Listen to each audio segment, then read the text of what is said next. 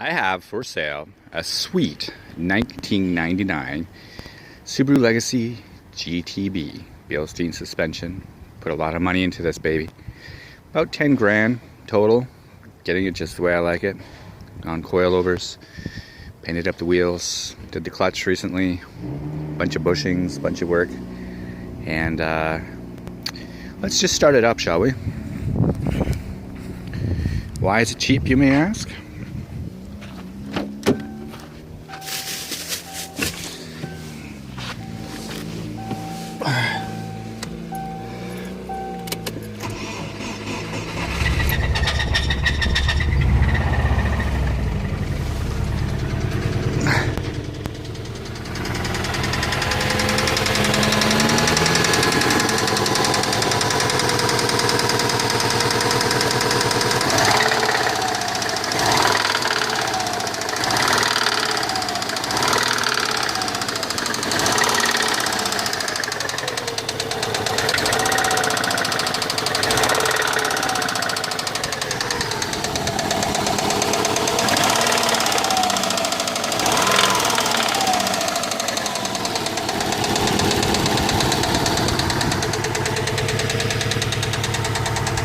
Only has a little knock in the engine.